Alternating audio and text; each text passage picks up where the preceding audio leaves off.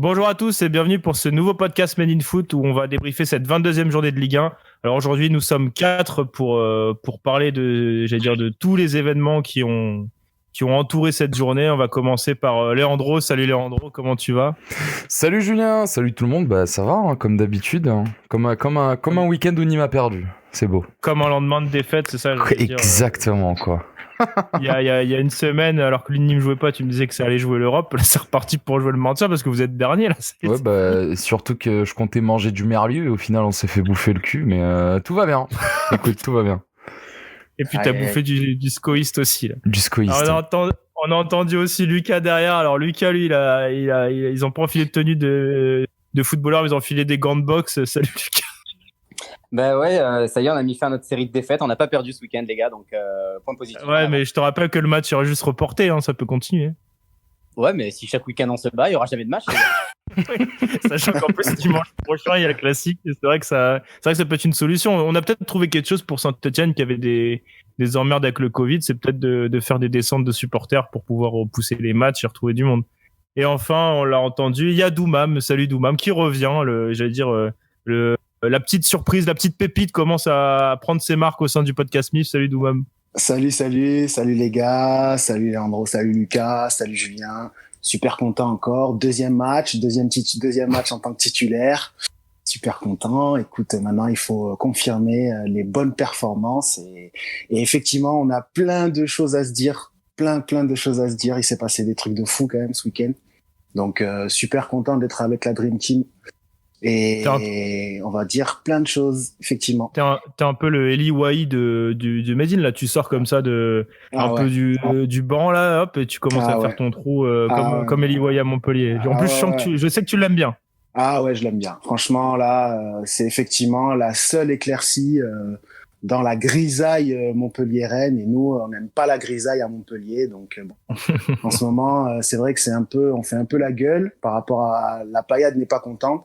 Mais Paris n'est pas content non plus, donc écoute, là c'était pas un bon week-end. C'est pas un bon week-end, ça. Exactement. Ouais, on va commencer par revenir faire un point sur les résultats de la journée qui a commencé vendredi avec l'Olympique Lyonnais qui s'était imposé face à Bordeaux 2-1. Voilà, Lyon qui enchaîne la victoire, après la victoire sur le derby, et puis qui s'impose un peu en patron quand même, hein, qui s'est fait peur en fin de match, mais il y a eu une reprise de Léo Dubois incroyable qui a même été retweetée par la NASA, et ça c'est quand même quelque chose à dire, et qui a permis à l'OL de prendre en l'espace de un peu plus de 24 heures la première place de la Ligue 1. Samedi, on devait avoir 2 matchs et puis finalement on en a eu qu'un. C'était Montpellier-Lens où le RC Lens s'est imposé 2-1 face à Montpellier. On l'a dit tout à l'heure, les 100 meilleurs l'ont emporté et mené 2-0 avant la réduction du score d'Eli Wahi entré en cours de jeu. À 21h, le match entre l'Olympique de Marseille et le Stade Rennais n'a pas joué puisque les supporters de l'OM ont fait une opération coup de poing, on peut appeler ça comme ça, je pense sans mauvais jeu de mots, à la commanderie. On va revenir vraiment sur ça en longueur parce qu'il y a quand même pas mal de choses à dire sur les actes, le rôle des supporters dans le football, leur place, le pourquoi du comment, et Leandro en tant que fan du Sporting pour aussi parler de son expérience d'il y a quelques années avec l'attaque du centre d'entraînement aussi au Sporting, voilà. Et dimanche, on a commencé par une victoire de Saint-Etienne face à l'OGC Nice 1-0. Alors les Verts peuvent être contents, les Niçois vont l'être beaucoup moins puisque Nice chute encore et encore. Et malgré les recrues comme Saliba, on voit qu'il y a rien qui va et qu'ils sont bien partis pour vivre une saison de galère. À 15h dans le multiplex, le Nîmes Olympique a perdu, Leandro, je suis désolé, face à Angers 3-1 avec encore une fantastique passe décisive de Lucado. Non mais vraiment le soleil il nous bute cette année, quoi, vraiment. Ouais, je crois que t'en as un peu ras-le-bol là, de ça là. Trop de soleil, franchement je suis dégueu. C'est ça. De l'autre côté, il y a le Stade Brestois qui a encore perdu, je crois que c'est la 3e défaite consécutive face au FC Metz. On avait dit tout le bien du FC Metz qu'on pensait lors de la victoire face à Lyon. Metz confirme et gagne 4-2 avec un festival offensif et notamment un coup franc incroyable de Farid de Juninho Boulaya. Reims de son côté s'est imposé 1-0 à Strasbourg, et enfin le PSG a perdu à Lorient 3-2 alors qu'il menait encore 2-1 à 10 minutes du terme. C'était un match surprenant dans beaucoup de choses, on va aussi en reparler. À 17h, Lille a repris la place de premier de Ligue 1, en l'emportant face à Dijon 1-0. Le score reflète pas vraiment la physionomie du match puisque Lille a eu énormément d'occasions et aussi grâce à quelques bourbes de Rachiopi qui ont finalement pas été concrétisées. Enfin, à 21h, le FC Nantes a perdu face à l'AS Monaco et je crois que Leandro a perdu 2-1. Je tiens quand même à le dire, et je crois que Leandro, tu avais quand même un petit message à Raymond Domenech, tu avais annoncé qu'il dépasserait pas les 3 points. Les 3 points, je crois, ou les 5 points. J'avais dit qu'il dépasserait pas les 5 points, il en a fait 2, alors qu'à ce moment-là, vraiment, il lui aurait fallu une victoire en 3 matchs. Leandro Prono ne se manque jamais, les copains. Leandro Prono est toujours présent. Et puis, comme je l'avais aussi annoncé le 11 janvier, du coup, puisque hier j'ai ressorti l'extrait, j'avais dit qu'il jouerait il serait en zone de relégation à la fin de la saison et qu'il ferait du coup les barrages avec la Ligue 2. Donc on verra si mon prono va jusqu'au bout. Donc, mais c'est quoi le pire? C'est que Nîmes descende? Bon, franchement, tu sais que moi, Nîmes finisse derrière Nantes. C'est quoi le pire? Ah, franchement, finir derrière Nantes serait dur quand même, mais on est quand même bien avancé pour finir loin derrière eux, hein. Enfin, loin derrière tout le monde, j'ai envie de dire même. Bah, derrière tout le monde, t'es même loin limite derrière 3 qui va monter, quoi. Mais tu sais, comme on dit, les derniers sont toujours les premiers si on regarde le classement à l'envers. Donc c'est tout ce qu'on retiendra. Le championnat finira par être au Nîmes olympique un jour. Ouais. Ou si à part si t'es au golf, Nîmes est bien placé du coup. Non, et même niveau golf, je crois qu'on est mal placé pour le coup. Mais vu que les points, les moins de points possibles, ça te fait être premier. Donc là, vous serez aussi au golf. Peut-être changer de club, de sport. Non, mais je pense qu'il faudrait qu'on prenne exemple peut-être sur le hand ou qu'on essaye de faire quelque chose. Mais il y a beaucoup de joueurs qui auraient besoin de reconversion professionnelle, oui, ça c'est sûr. Ou de mettre des casquettes sur le terrain, on va en reparler tout à l'heure. On en reparlera. On va commencer avec ce Olympique Lyonnais Bordeaux. Lucas, toi, t'as fait match pour Vedin Foot. Je vais te laisser un peu la parole pour évoquer un peu cette rencontre, je t'en prie. Écoute, une rencontre que les Bordelais n'ont pas bien entamée. Ils étaient bien différents de ce qu'on a vu ces derniers week-ends, assez décevants dans leurs intentions de jeu. Ils sont vraiment venus dans l'état d'esprit. Le match nul, c'est bien. Malheureusement, sur une erreur de Koscielny, c'est les Lyonnais qui ouvrent le score. Mais Lyon n'en profite pas tellement. Ils mènent au score, mais c'est pas non plus flamboyant. Aucune des deux équipes n'est vraiment transcendante. Par contre, en seconde mi-temps, les Bordelais prennent le jeu à leur compte, monopolisent un peu plus le ballon. Ils égalisent, je crois, 5 ou 10 minutes après le retour des vestiaires. Ouais, c'est à 55e, c'est ça. Ouais, voilà, c'est ça. Et les deux équipes ont leurs occasions. La fin de match, les 10-15 dernières minutes, ça va vraiment d'un but à l'autre. On sent que ça sent le chaos des deux côtés. Il y avait peu de chances que ça se finisse sur un partout. Il a fallu attendre, t'en parlais tout à l'heure, vraiment la dernière seconde pour Léo Dubois qui nous envoie une frappe venue d'ailleurs, très excentrée, où il va viser la seconde lucarne, on sait, dans du poteau.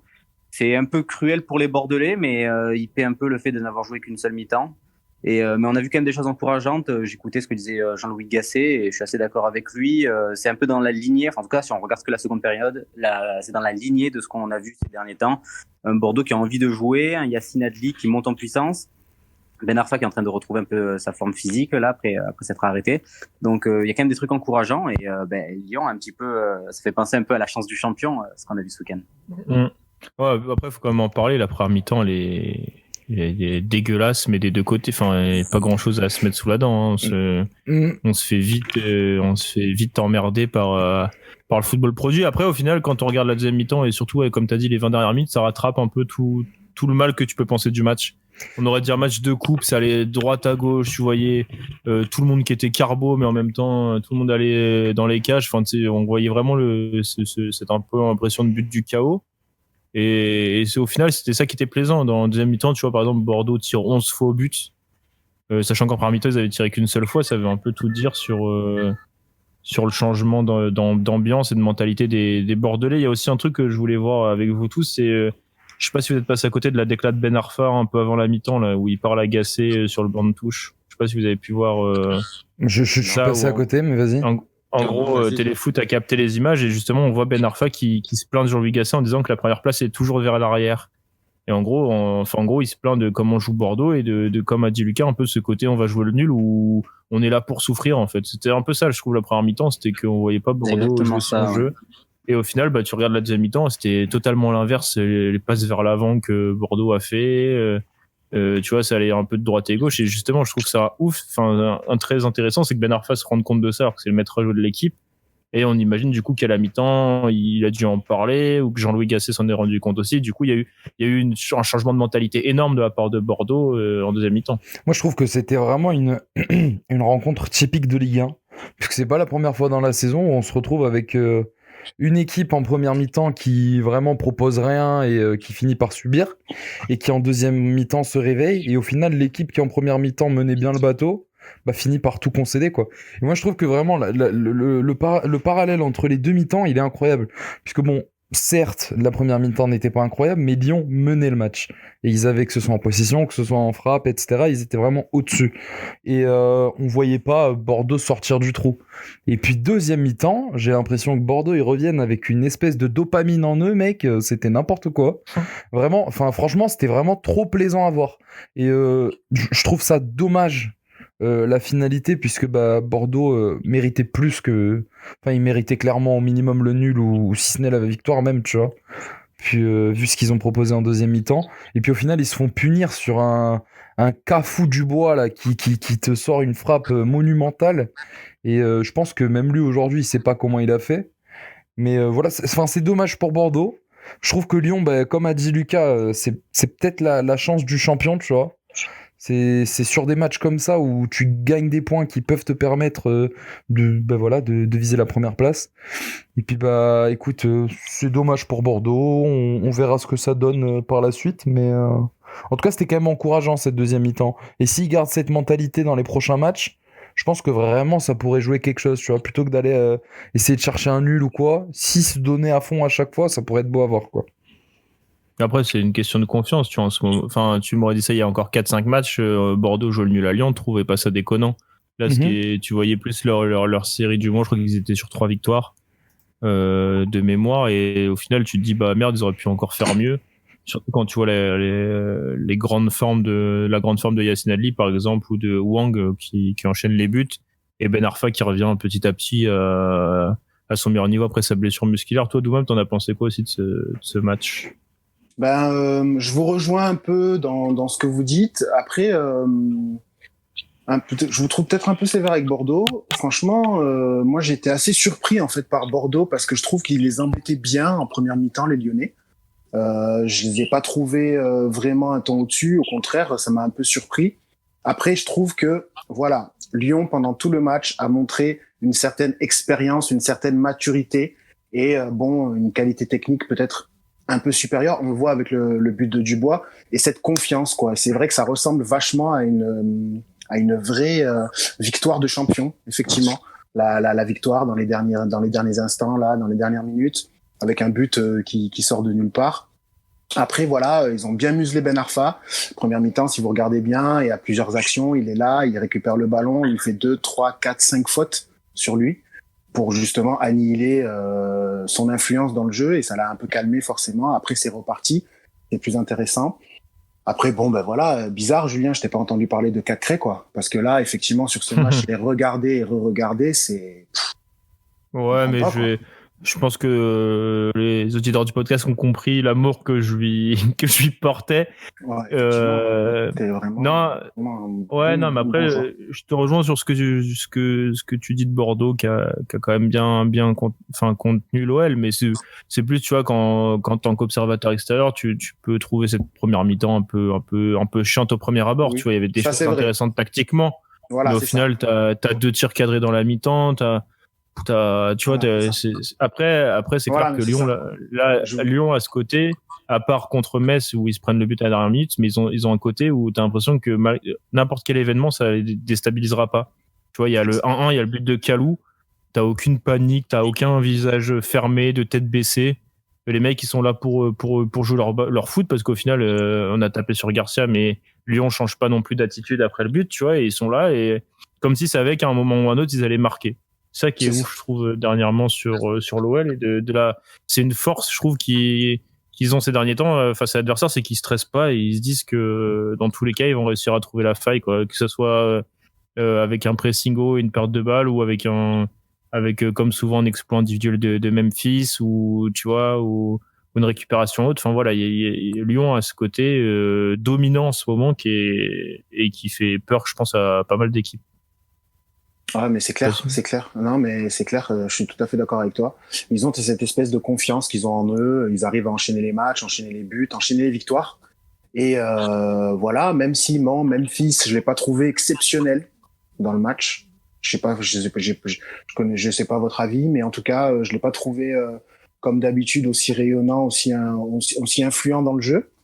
Non, après heureusement qu'il a des matchs sans, sinon. Ouais. Faudrait j'allais dire, il s'appellerait pas Memphis. On sait qu'il a un peu ce côté où des fois il passe un peu en travers, mais au final ça pas grand monde. Voilà. Il a toujours cette menace quoi qu'il arrive, quoi. On se méfie toujours de lui, qu'il soit bon ou pas bon sur un match. On sait qu'il peut à tout moment faire une différence. C'est clair. Et après on va voir. Moi, Bordeaux, j'attends de voir quand même. Je trouve que là, le travail de Gasset est en train de payer. Donc on va voir. Faut attendre. Athème, voilà, il est tellement incroyable que sur les prises de balles, il peut faire la différence. Donc voilà, Bordeaux. Attends, on va attendre de voir. Mais Lyon, c'est candidat au titre. Hein. Faut le dire. Hein. Franchement, là, ils enchaînent les performances, ils enchaînent les matchs, ça gagne. Même quand ça doit pas gagner, forcément contre Bordeaux, l'année dernière, je pense pas qu'ils vont gagner ce type de match. Là, ils le gagnent. Donc, on va attendre. Il reste quand même beaucoup de matchs, mais Lyon me surprend quand même de jour en jour. Alors en plus, il y avait Paqueta sur le banc qui est rentré. Voilà, donc on va voir. Mais en tout cas, Lyon, c'est vrai que je suis assez surpris. Et Garcia, oui, aussi effectivement. Hein, même si lui, il va pas continuer avec Lyon, il est concentré dans son travail.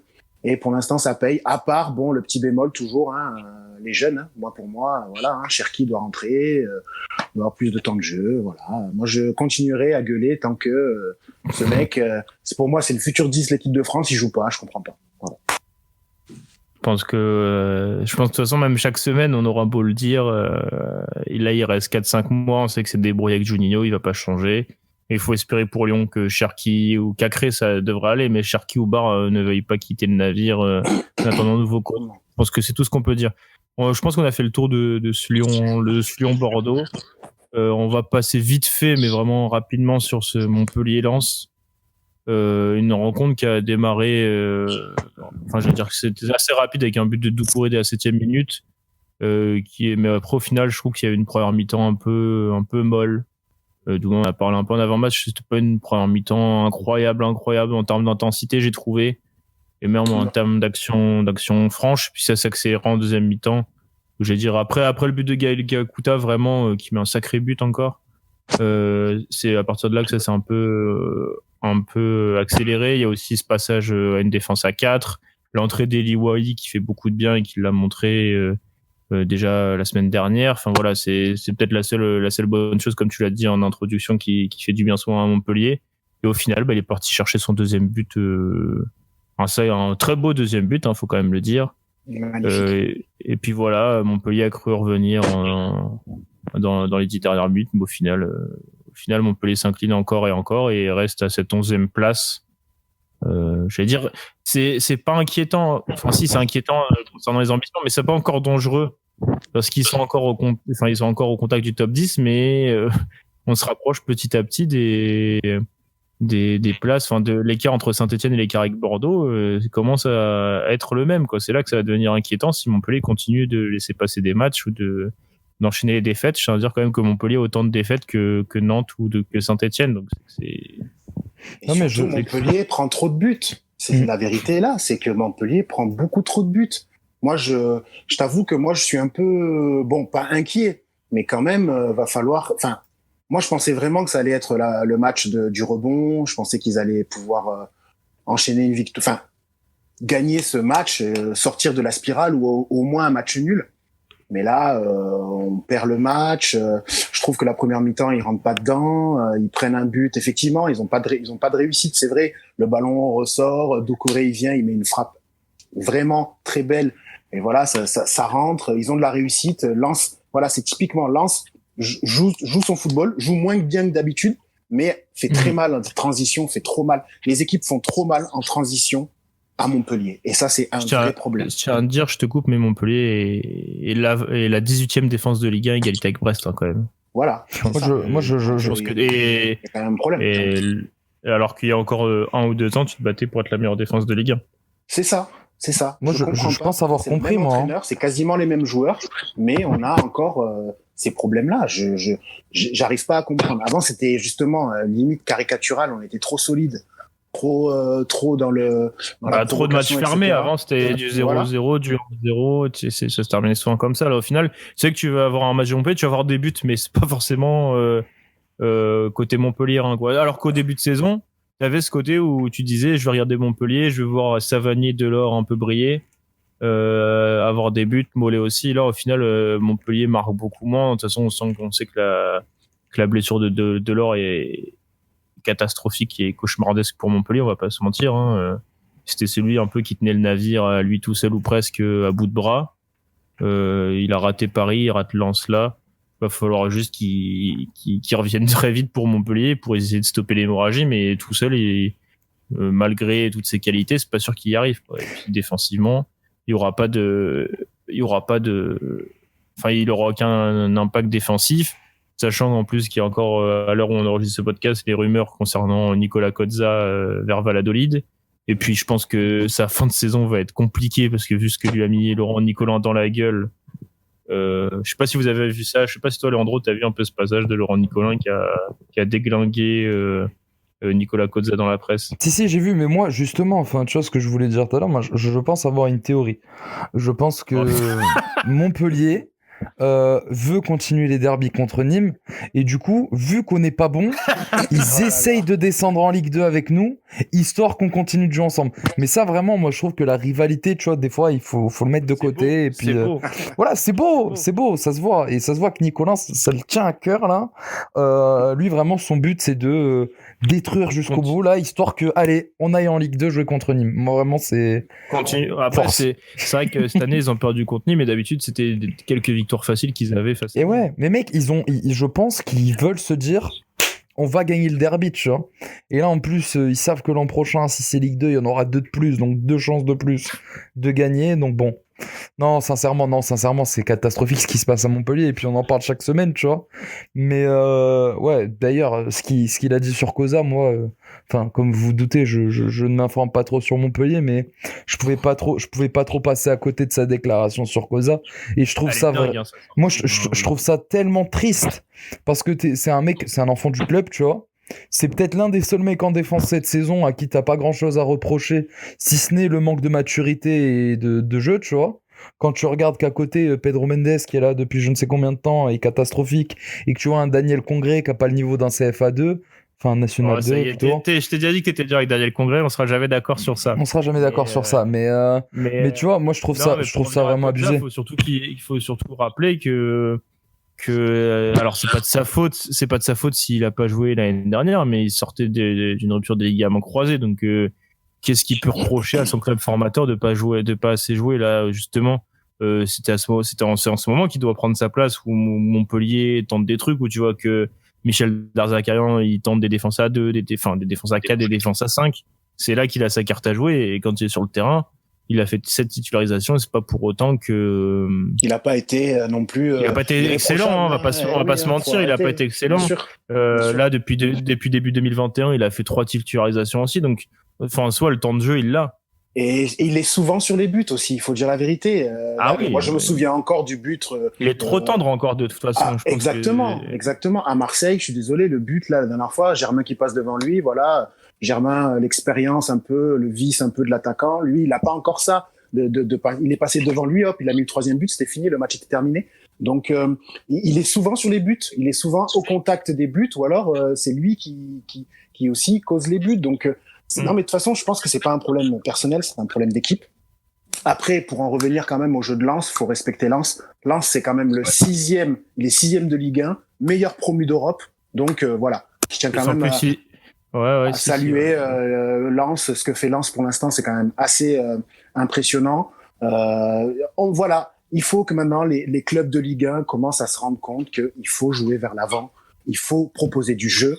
Et quand on propose du jeu et que c'est bien fait, on le voit en Ligue 2. Là, on commence à le voir avec les équipes de Ligue 1 aussi. Celles qui jouent, on gagne. Il y a du spectacle. Voilà, on sait comment ça se passe en ce moment le football en Même France. pour attirer les joueurs, hein, c'est jamais compris cette défiance vis-à-vis du jeu. Hein. Pour attirer des joueurs, regarde pour Brest qui est pourtant 14e de Ligue 1 qui est pas en bonne passe. Ils ont fait Jean-Lucas cet hiver, ils vont faire Bandjougou Fadiga. T'as quand même une patte brestoise qui plaît aux jeunes joueurs, qui plaît aux observateurs. Enfin, nous, on est les premiers à dire du bien de Brest, même quand ils perdent. Je sais que c'est un peu tous nos chouchous, et même Lucas, de toute façon, quand tu lui as dit quel match tu veux ce week-end, il a un peu saisi l'opportunité de regarder Brest parce qu'il savait qu'il allait avoir un peu de football, comme on dit. Et voilà, t'as Brest et Lens cette année qui hésitent pas à jouer, et je veux dire, tant mieux pour le spectacle. Et il y a Lorient, juste un petit aparté, justement, il y a Pélissier qui a reparlé après le match, qui a dit que, en gros, le sauvetage ou le maintien de Lorient passerait par le jeu. Alors, à voir s'il va tenir cette promesse jusqu'à la fin de la saison, parce que il a quand même eu des difficultés à marquer pendant un bout de temps, mais je trouve ça bien, justement, qu'on entende un peu plus ce discours-là en Ligue 1. Je pense qu'on a fait un peu ce tour de ce Lens Montpellier, même si on a pas mal divagué de ce Montpellier-Lens. On va passer au gros sujet, Lucas. Je t'en prie. Tu veux prendre la parole pour commencer? Il s'est préservé, tu vois. Il a pas parlé. Ouais, c'est ça. Il s'est reposé. Comme ça, là, il va te dire tout ce qu'il veut. Après, à Montpellier-Lens, il n'avait pas le temps de le regarder. Il était en train de suivre l'actualité, l'actualité parallèle du match. C'était cette attaque. Cette attaque coup de poing.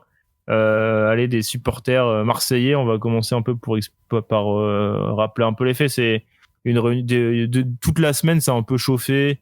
Il y a eu pas mal de bruit comme quoi justement les supporters allaient faire un mouvement, enfin au moins j'allais dire une manifestation, mais je sais pas comment on peut appeler ça, mais en tout cas une opération, c'est ça, Lucas, pour exprimer un peu leur mécontentement général, plus que sur la saison et les résultats. C'était un mécontentement général face à Jacques-Henri Hérault et sa politique, même pas que sportive, sa politique globale avec l'OM, c'est ça? Non, c'était plus les résultats, parce que de toute façon l'OM sur ces dernières saisons, on repense aux saisons avec Michel, quand on finit avec Anigo ou quoi, où réellement on luttait pour le maintien, où on était vraiment. C'est jamais été aussi loin, hein. C'est ça, c'est pour ça que on a écouté beaucoup de gens parler, on a entendu beaucoup de bêtises. C'est loin d'être pour les résultats. Il y avait déjà eu, en fait, ce qui devait se passer, c'est que donc à Marseille, on sait que le pouvoir des supporters, il est assez important.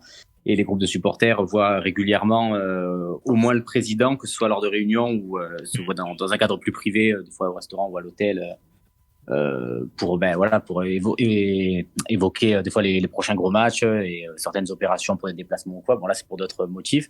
Là, normalement, il y a une certaine alliance. Il y a une certaine alliance entre la direction et les supporters, ce qui n'est plus le cas depuis quelques mois. Exactement. Normalement, même dans les périodes très compliquées, il y a toujours une forme de dialogue. Là, Jacques-Henri Hérault a proposé 2 rendez-vous. Le premier était refusé, le second aussi.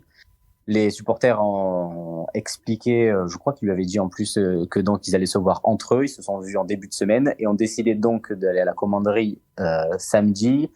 Il y avait évidemment pas d'intention, enfin il y avait en soi rien de prévu. Le but est qu'il y ait un maximum de monde et de marquer le coup.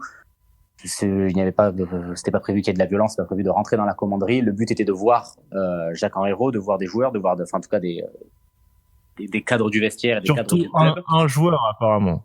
Les supporters voulaient surtout Payet, on va pas le nommer. Exactement, et c'est encore une fois, et c'est même pas pour ces mauvais matchs. C'est pour ça que c'est pas une histoire de résultat ou même pas de terrain.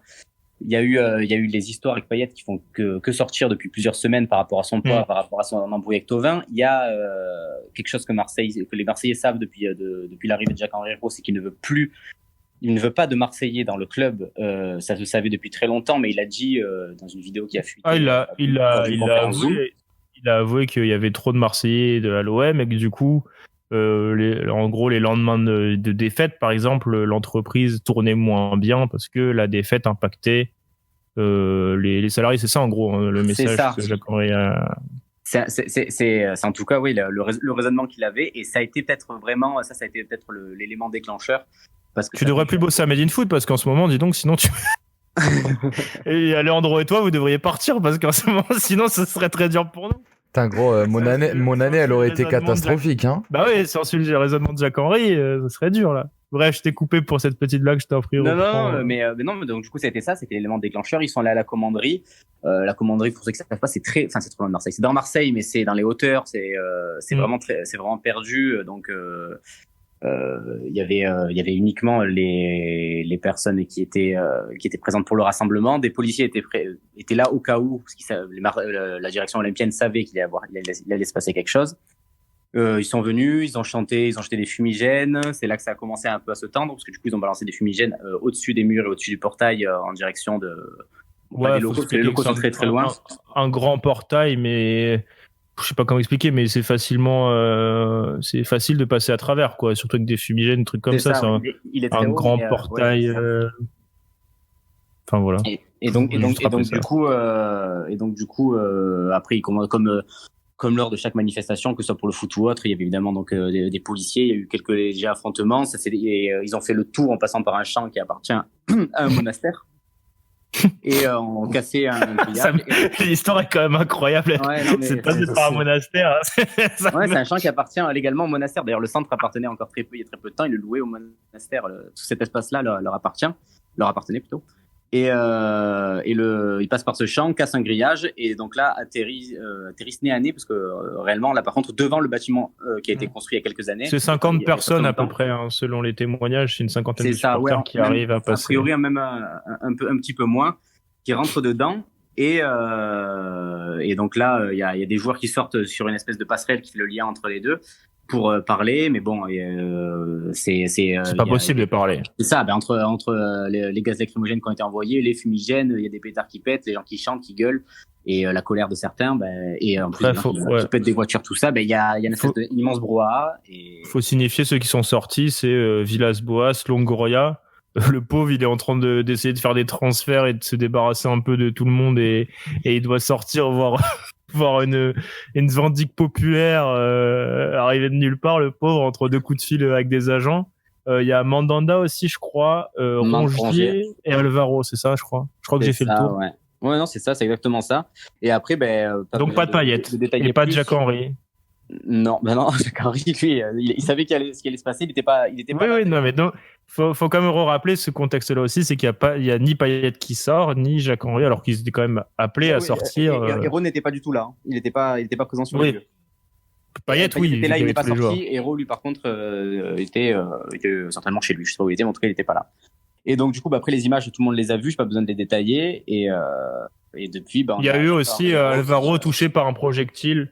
C'est quand même apparemment de là que vient le report du match, selon les rumeurs de la presse. C'est qu'en gros, Alvaro était touché par sans doute une pierre, selon la Provence, enfin par quelque chose. Il était touché sûrement au dos. Dans le dos, je sais pas quoi. Les supporters l'ont juste après applaudi pour montrer qu'en gros, c'était pas lui le nerf de la guerre et le nœud du problème. Mais en gros, apparemment, c'est parti de là. En gros, toute cette annulation, je pense que c'est là où on doit en venir avant de faire le débat. C'est qu'en gros, Alvaro était touché. Et là, l'OM a demandé le report du match, qui a été accepté par Rennes. Faut quand même le rappeler. Rennes a accepté de rentrer en Bretagne et de pas jouer ce match-là. Alors qu'ils étaient arrivés et qu'ils auraient pu... C'est ça. Mais en gros, c'est là, on a, je pense qu'on a assez, posé le débat. En gros, les supporters étaient mécontents, ils ont poussé un coup de gueule, ça a dérapé, et le match a été annulé justement reporté parce que Alvaro était touché. Je pense que là, on a été complet, Lucas, sur les événements, parce qu'il y a eu beaucoup de bruit. On a vraiment eu l'impression que c'était très, très, très grave, même si, attention, on va pas, j'allais dire négliger le problème et tout, mais en gros, c'est ce qui s'est passé factuellement avec tous les événements. Il est important juste de préciser deux choses. Après, on va éviter de revenir, on arrêtera de revenir en détail sur ce qui s'est passé, mais juste, il y a deux éléments qui pour moi sont importants par rapport surtout aux réactions que ça a suscité, que ce soit par des observateurs, des experts ou des journalistes, et notamment les dirigeants de l'OM. C'est qu'il n'y a pas eu de blessés graves, que ce soit chez des policiers, chez les joueurs de l'OM, chez le staff de l'OM et chez les supporters, et que les dégâts sont uniquement matériels, et que surtout que les gens qui sont venus ne sont pas venus pour péter la commanderie ou pour se battre avec qui que ce soit. C'est comme on le voit lors de 99% des manifestations, que ce soit dans le foot, que ce soit pour de la politique ou que ce soit pour du social dans les rues. il y a des milliers de gens, il y a des flics en face, quelques cons dans les manifestants provoquent quelques flics réagissent. Enfin voilà, c'est des choses qui dérapent. Et après là, le sujet fait que c'est un peu plus, il y a plus d'émotion. Parce que c'est l'OM, c'est le foot, voilà, il y a tout là qui rentre en jeu. C'est un des clubs les plus populaires. Enfin voilà. Mais juste, c'est important de dire parce qu'on entend des trucs. Il y a personne qui est venu pour tuer personne. Et tout le monde aujourd'hui dort tranquillement, personne n'a mal où que ce soit. Non, mais même voilà, et ils étaient pas là pour chercher la tête de Jacques Henriero ou de Dimitri Payet. On n'était pas à la Révolution française. C'était en gros montrer très clairement leur mécontentement parce que les supporters, comme tu l'as dit, ne peuvent plus être dans le stade depuis un an parce que si les stades étaient ouverts, il se serait jamais passé ça parce que ça ferait bien longtemps que Dimitri Payet aurait été conspué par le stade Vélodrome et Jacques Henriero aussi. Exactement. Il y a déjà des banderoles de temps en temps qui sont affichées. Que la direction essaie d'enlever avant le début des matchs. Ouais, d'ailleurs, c'est juste le dernier truc qu'on a oublié, c'est qu'en fait, de la veille au soir jusqu'à c'est à 14h30 que ça a commencé, il y a eu à peu près un peu moins de 50 banderoles qui ont été déployées dans toute Marseille sous des ponts, sur des trottoirs. On en a vu certaines avec des jeux de mots. Voilà. Mêlant l'espagnol à Jacques Henriero. Exactement. Il y a de l'inventivité, il y a de la créativité, il y en a pas trop dans le milieu de terrain de l'OM en ce moment, mais au moins ça reste la Ligue des talents. Voilà. Alors on va juste parler justement on va pouvoir commencer à parler justement de ce débat, c'est la place des supporters pour moi dans le football. On entend souvent la phrase du supporter un peu lambda, c'est qu'en gros les joueurs passent, le club reste. Là c'est les directions passent, les clubs restent aussi.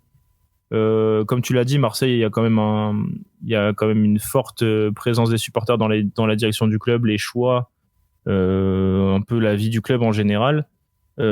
Comment, par exemple, Léandro, je vois que tu as allumé ton micro, comment tu vois justement cette opération qui ressemble plus à un ras-le-bol général plutôt qu'à une envie de tout casser et de mettre entre guillemets le feu à la commanderie. Moi, je peux comprendre ce que dit Lucas et sur la base. Mais je pense que malgré tout, il y avait quand même une envie de faire bouger les choses d'une manière violente. Puisque, je comprends pas que des mecs viennent tout simplement manifester ou donner leur avis, etc. et qu'on brûle des arbres, qu'on fasse des choses comme ça. Enfin, moi, je trouve que ça, c'est outre le côté hooligan de l'affaire, tu vois. Moi, je trouve que c'est juste débile. C'est juste débile. Et ça va pas... Enfin, ça aide pas à ternir l'image des supporters marseillais qui sont des mecs qui réfléchissent peut-être pas forcément, qui vont plus dans le feu de l'action, tu vois ce que je veux dire? Moi, je pense que ça va plus pas aider qu'aider. Et pourquoi j'en parle comme ça? Parce que, moi, je l'ai vécu au Sporting il y a 3 ans. Puisque, pareil, suite à pas mal de... c'était dans un contexte différent quand même, mais... tu vois, le club était plus ou moins dans la même sauce, puisque du coup, il y avait pas mal de mauvais résultats, il y avait problème de coach, il y avait les joueurs qui trouvaient pas forcément le chemin défilé. Et nous, ça a été très grave, puisque du coup, il y a eu des joueurs qui ont été frappés avec des ceintures, il y a eu des choses... il y avait des vidéos qui tournaient il y a 3 ans, c'était quelque chose d'assez grave. Et en fin de saison, si je dis pas de bêtises, il y a eu 11 joueurs qui sont partis du club. Dont qu'on rompu leur contrat de manière unilatérale au club comme Rui Patricio, Raphaël Leao, exactement pour ne citer que, et c'est d'ailleurs des affaires qui sont toujours en cours. Il y en a une seule en cours. Il y a une seule en cours, c'est celle de Raphaël Leao, puisque du coup le problème qu'il y a eu avec le cas Raphaël Leao, c'est que ça a été un joueur qui a pas du tout été touché ou visé par les supporters et qui malheureusement a décidé de rompre unilatéralement son contrat, tout simplement pour aller toucher la prime qui lui était promise à Lille. Ouais, Lille, ouais, c'est ça. Ouais, il y a eu aussi, je crois, Bruno Fernandes qui avait rompu avant de revenir, avant de faire machine arrière, non? C'est Leandro. Alors, Fernandes, pareil, tu vois, il a rompu, il est revenu, il y a eu plusieurs choses. Il a dit que il y avait beaucoup de gens qui disaient qu'il avait eu une prime, je sais pas quoi, mais au final, son salaire avait pas changé. C'est plus pour montrer. Mais oui, mais il y en a eu pas mal. Il y a eu. Les cadres de l'effectif est arrivé à ce point-là de... Ah oui, mais rien que Bas Dost, par exemple, tu vois, Bas Dost, à l'époque, Bruno Fernandes n'avait peut-être... C'était l'anarchie, les images du Sporting, Marseille, on a beaucoup créé, c'était horrible, c'était encore plus fort, plus marquant que ce qu'on a vu à Marseille, mais c'était plus pour un peu remettre dans le contexte que là, des mecs formés au club comme Rui Patricio, ça faisait peut-être 10 ans qu'ils étaient là-bas. Bon, plus. N'ont pas hésité par peur et... Ah oui, à partir. En étant choqués, qu'ils ont décidé de partir du Sporting, quoi. C'était C'était plus pour un peu commencer à parler justement de sur l'axe et c'est ça. conséquences. Les conséquences qu'il y a eu, c'est que du coup, on a perdu 11 joueurs. Mentalement, l'équipe, nous en plus, tu vois, c'était vraiment dans un moment de transition où ça s'est passé. Puisque du coup, au moment où ça se produit, nous, c'était en plein milieu de semaine, si je dis pas de bêtises. Et on avait, je crois que c'était un vendredi ou un jeudi, un truc comme ça. Et du coup, on jouait une finale le dimanche. Finale de Coupe du Portugal contre une équipe qui entre-temps a même perdu le statut professionnel, donc c'était pas forcément un gros club, on va dire, et en fait ça s'est ressenti puisque les joueurs, moi je me souviens de ce match, c'était une catastrophe. Cette finale, c'était une catastrophe. Les joueurs ils avaient pas envie d'être là, le coach n'avait pas envie d'être là. Après c'est difficile pour un joueur de là il y avait quand même des supporters qui ont frappé des joueurs. Exactement. Pour un joueur d'aller se battre pour le maillot. Ah mais oui. Plus tard, mais c'est ça. Entre guillemets, d'aller chercher le plaisir du supporter qui t'a cassé la gueule ou du moins qui t'a fait peur quelques temps avant. Quoi. Moi, je veux pas faire le mec machin. Mais pourquoi vous croyez que Khalid il était à Marignane hier pendant 5 heures à attendre de partir à Liverpool? Je pense que le mec, il a juste envie de prendre ses clics et ses claques et se barrer, tu vois. Ce qui est compréhensible. Il a aussi envie d'être champion d'Angleterre et gagner des coupes d'Europe. Enfin, je pense que même si l'OM jouait la Ligue des Champions, il a envie d'aller à Liverpool et toucher de l'argent. Ouais, mais malgré tout, tu prends la parole, alors c'est pas une peur, mais t'as peur des conséquences de cette opération vis-à-vis des joueurs, notamment. Moi, j'en ai pas. Enfin, j'en ai pas peur. Je sais que c'est ce que veut faire. Tu redoutes des conséquences vis-à-vis des joueurs. C'est pas une peur, mais. Honnêtement, je pense pas. Je pense pas parce que déjà en soi, à part le truc avec Alvaro, ça reste encore une fois un énième coup de pression qui n'a pas mené à grand chose. C'est-à-dire physiquement, il n'y a pas eu d'atteinte à leur intégrité physique à part le coup dans le dos d'Alvaro. Donc, enfin, je sais pas comment ils sont constitués, mais enfin, moi en tout cas, ça me bousculerait pas plus que ça. Et au-delà de ça, je sais pas quel joueur en ce moment je retiens. Et je me dis, oh putain, lui, il faudrait surtout pas. Oui, voilà. Non, ça c'est parce que t'es plus dans ce côté où si tout le monde part, on est content, quoi. Mais c'est surtout parce que c'est prévu. C'est ce qu'a dit André Villas-Boas et ce qui se dit depuis des mois. Il a confirmé cette semaine en conférence de presse. L'année prochaine, c'est feuille blanche. Les fins de contrat ne sont pas prolongées et tous ceux qui reçoivent une offre partent. Donc en soi, enfin, garder ou pas les joueurs, c'est pas tellement important pour moi. Je suis plus limite inquiet de ce qui pourrait arriver aux supporters qui étaient aujourd'hui au tribunal que ce qui pourrait arriver aux joueurs. Que ce soit à Marseille ou ailleurs, ils continueront leur carrière. Et aujourd'hui, il y a personne qui est indispensable à l'OM. Mais je suis pas d'accord avec toi, Lucas. Je suis pas d'accord avec toi.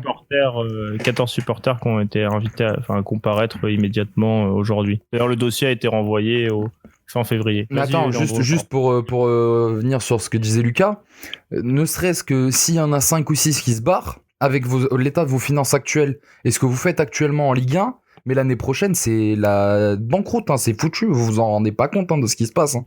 Je crois que vraiment. L'année prochaine, il est déjà prévu qu'il y en ait plus que 5 ou 6 qui partent. Oui, mais justement, mais moi je te parle de partir en vente. Mais non, partir en vente. Gratuitement. Mais ouais, tu t'en rends pas compte. C'est gratuitement. Il y a quasiment 10 joueurs qui vont partir libres.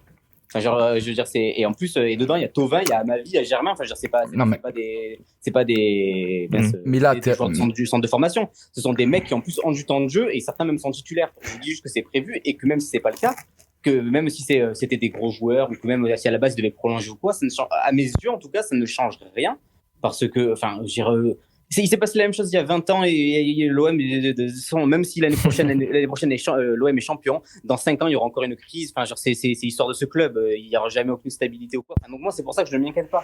Honnêtement, je ne suis pas du tout inquiet. Pour ça, je suis bien plus inquiété par des gens qui risquent de se retrouver en tôle que par des mecs qui vont peut-être partir du club. Et pour toi, les mecs qui se retrouveraient en tôle pour être revenus vandaliser, c'est pas normal? L'année prochaine, je peux t'assurer qu'il y aura de quoi avoir un effectif professionnel, qu'il y aura de quoi aligner en 11 de départ et que ça jouera quand même le haut de tableau. Mais j'en mets ma main à couper. Et même si les 2 tiers de l'effectif partent. Oui, mais de toute façon, qu'il y aura 11 joueurs à mettre sur le terrain, c'est pas grave, il y a la formation, quoi qu'il arrive. Mais moi, la question, c'est est-ce que pour toi, là, du coup, que 14 mecs qui pourraient être inculpés, il y en a tout âge. Hein. Il y a des gars, ils ont 30 ans, il y en a, ils ont 19 ans. Des mecs qui sont venus foutre le feu devant la commanderie et qui ont c'était quand même des images assez violentes devant. Certes, ça a pas touché les joueurs, hein, mais c'est des actions de vandalisme. Hein. C'est des actions un mec comme ça qui fait sa visage découvert dans la rue, il se prend 6 mois. Hein. Donc, est-ce que pour toi, ce serait pas normal qu'il se prenne 6 mois et faut juste pas être con à un moment donné, quoi. Enfin. Après, c'est mon point de vue. Le seul problème, c'est que sur les, après là, je vais pas rentrer dans le droit ou quoi, mais je veux dire, sur les 14 personnes, c'est les 14 personnes qui ont été rattrapées. D'ailleurs, c'est ce qu'a dit l'avocat de la défense, et je trouve que c'était très bien résumé. C'est juste ceux qui couraient le moins vite. C'est pas on n'a pas pris celui qui a été pris. Il y en a deux, je crois, qui ont été pris en flagrant délit de réellement d'actes de vandalisme, en train de péter une voiture et un autre, je sais pas, péter une vitre ou je sais plus quoi. Eux réellement, mais le reste, il fallait prendre des gars parce que tu pouvais pas te retrouver avec personne menotté, alors qu'il y a 300 gars qui sont venus péter un centre d'entraînement. C'est juste ça. Donc déjà, je sais même pas s'ils sont coupables ou pas. Ils font peut-être partie des 350, de 250, parce que rappelons qu'il y en a que de 50 qui sont rentrés dedans. Pour casser. Donc, je sais pas ce qu'ils ont fait. Et ceux qui ont fait, ils seront sanctionnés. Ceux qui n'ont pas fait, ils seront pas sanctionnés. Mais toi, tu l'as dit toi-même tout à l'heure, tu as dit c'est de la bêtise. Mais c'est exactement ça. Mais c'est l'histoire du football, la bêtise. Et si tu réfléchis bien, ce qui se passe dans un stade de foot, même quand tout se passe très bien, c'est de la bêtise. Je vois des mecs pleurer alors que ce sont des patrons d'entreprise, ils ont des enfants, ils ont 20 000 choses qui sont plus importantes. Mais parce que c'est comme ça fait appel à nos émotions et du coup. C'est le côté de la passion. Voilà, c'est de la passion. On va pas dire c'est de la bêtise, mais disons que c'est de la passion. Mais la passion peut rendre. Oui, mais cette passion-là, c'est pourquoi que les mecs hier ils sont venus au centre d'entraînement, c'est pas des casseurs. Il a dit lui-même, Leandro, il y a des gamins, il y a des gens, c'est des étudiants, il y avait des pères de famille, 80% ils avaient des casiers vierges et les seuls c'est quoi, c'était pas des tueurs ou quoi, c'est des mecs qui se sont fait interdire de stade parce qu'ils avaient des fumigènes. C'est pas des mecs violents, ce sont des mecs passionnés. Ce sont justement des vrais supporters, à l'inverse de ce qu'a voulu dire le président de l'OM. Ce sont des vrais supporters qui ont été trop passionnés et qui sont allés beaucoup trop loin. Je ne légitime pas du tout ce qu'ils ont fait. C'est très grave parce qu'il y avait des hommes, des femmes en face qui ont jamais mis un pied sur un terrain de foot, qui font leur travail. Il y a des cantinières ou quoi. Donc il y a des gens. Ouais, c'est peut-être ça le plus grave, c'est les employés de l'OM qui ont rien demandé, qui ont vu 300 personnes gueuler, péter des vitres. Moi, je m'en fous honnêtement de ce qui est arrivé aux joueurs. Ils n'ont reçu aucun coup. Ok, ça crie un peu fort dans leurs oreilles. Ben ouais. Et c'est limite très bien parce que pour rester sur le propos de Leandro, c'est limite très bien même dans le sens où ça pourrait éventuellement refroidir certains d'arriver. Ils savent exactement ce qu'il Maintenant, il est là à refuser des joueurs. Non, je refuse pas des joueurs, mais c'est parce que c'est un problème qui se passe avec des joueurs à l'OM et c'est ce qui se passe en ce moment avec les dirigeants à l'OM. C'est que les gens sont persuadés d'une image. Mais est-ce qu'on n'a pas oublié le contexte OM aussi? De quoi? Est-ce qu'on n'a pas, justement, ce que tu dis, ça va avec ce que tu vas me répondre, je pense, mais c'est ce qu'on n'a pas oublié un peu le contexte OM. Le fait d'arriver dans un club, on le sait, dans la ville, le lundi, si Marseille perd, qu'il fasse beau ou pas, les gens vont faire la gueule. Mais bien sûr, il faut que tu saches que là où tu mets les pieds, c'est comme ça. Je dis pas que si tu fais un mauvais match, tu vas te faire casser la gueule et que tous les 2 jours, tu peux ressortir du monde à la commanderie. C'est pas comme si c'est la première fois que ça arrive. Non, mais que le club de foot, entre guillemets, sème la pluie et le beau temps dans la ville. Ça, c'est. Évidemment, et c'est pour ça que c'est important. C'est une vérité, si jamais demain, il y a des joueurs qui disent leur agent quoi, non, je ne veux pas signer à Marseille. Si là, Encham dit non, je ne veux pas signer à Marseille, j'ai vu ce qui s'est passé, j'ai pas envie de. Je l'encourage à faire ça parce que c'est pas ce qui va arriver s'il est mauvais, mais effectivement il va arriver dans un endroit où il y a des gens qui sont très passionnés et où tu vas vivre un peu tu gères le quotidien de millions de gens. Il y a des gens, selon tes performances sur le terrain, ça va dicter tout le reste de leur semaine, tout le reste de leur mois, et en plus en ce moment il y a la frustration de pas pouvoir aller au stade. Donc oui, si demain tu viens en tant que président, en tant que joueur ou quoi, faut que tu sois conscient de là où tu mets les pieds. Donc ça, justement, tu arrives à un point pour moi, je pense, essentiel. Désolé Leandro, je t'ai coupé, mais voilà, c'est ce côté. Ça fait 1 an du coup que les supporters, d'un point de vue global, ne peuvent pas aller dans les stades, donc ne peuvent pas. Et de toute façon ne peuvent pas se rassembler, donc tu as ce côté où il est impossible en ce moment pour un supporter d'un club j'allais dire de pousser un coup de gueule, de revendiquer quelque chose, de entre guillemets faire valoir pas ses droits, mais enfin voilà, d'exprimer son mécontentement ou même sa joie. On l'a vu par exemple à Nîmes où Leandro, il y a eu les supporters qui se sont un peu rejoints, qui ont accueilli les joueurs au stade, c'est ça, tu nous avais un peu raconté ce qui s'était passé. Au final, c'est un peu pareil, sauf que. Mais le problème, c'est juste dans l'acte, quoi. Ça a débordé. C'est ça. À Saint-Etienne, le jour même, il y a eu 100 ou 300 supporters qui sont venus sur le terrain, là. Ils parlaient avec tous les joueurs. Après, ça, c'est le sang chaud marseillais, Leandro. T'arrives dans une situation où tu veux parler avec Jacques-Henri Hérault, mais tu veux le faire quand toi t'as envie et pas quand lui t'invite à venir. Je pense que t'as un peu tout ce côté-là, tu vois, qui a fait que la bombe explosé et la bombe n'aurait pas dû exploser comme ça, tu vois, qu'il y ait autant j'allais dire, de bruit autour. Je pense qu'à la base, les supporters voulaient arriver devant la commanderie, si possible rentrer et pouvoir voir de leurs propres yeux, entre guillemets, Payet et Héros leur exprimer leur mécontentement, même s'il il aurait jamais pu avoir de discussion. Parce que quand t'as 50 mecs, 100 mecs qui arrivent avec des fumigènes et tout pour rentrer, je pense que de toute façon, tu recherches pas une discussion. Tu recherches à envoyer un message en montrant que t'arrives à 50, à 100 et en gros, regardez ce que vous faites en ce moment, ce que ça nous pousse à faire, surtout en cette période un peu étrange de crise sanitaire, etc. Les mecs, je vais pas dire qu'ils ont mis leur vie en danger parce que, enfin, quoique au final, selon le virus, comment touche les personnes, tu vois, mais les mecs sont entre guillemets ont été prêts à aller au centre d'entraînement, à aller voir les joueurs parce qu'il y a un problème qui n'arrive pas à mettre à plat et j'allais dire à résoudre. Toi, Doumam, justement, t'en penses quoi justement d'un point de vue extérieur, tout ça, on t'a pas encore entendu sur ce sujet. On a parlé on a un peu parlé de la passion, de ce qu'on disait justement que c'est la passion, le supporterisme peut pousser, j'allais dire, à des extrêmes, mais des extrêmes positifs comme faire 800 bornes de déplacement, aller voir un match entre guillemets pourri sous la pluie dans le nord de la France pour un mec de l'OM, d'aller à l'Olympiakos, ou d'aller dans des pays étrangers pour supporter, prendre des jours de congé ou des fois des congés sans solde, de dépenser des milliers des cents chaque semaine. T'as ce côté-là de la passion qui te fait faire des folies. Mais t'as aussi la folie qui peut venir justement où t'as un ras-le-bol, tu vas au centre d'entraînement de la commanderie et tout déborde, quoi. Alors, moi, franchement, c'est vrai que les images, elles sont assez choquantes. Quand je les ai vues, j'étais assez estomaqué. Je me suis dit, mais qu'est-ce qui se passe? Pourquoi ils font ça? On peut très bien aussi tomber dans la caricature, justement, du supporter débile qui va là-bas, qui va casser. Après, c'est ça que je veux éviter, justement, avec cette discussion. Exactement. Donc, après, il faut savoir prendre aussi un peu de hauteur et voir le contexte.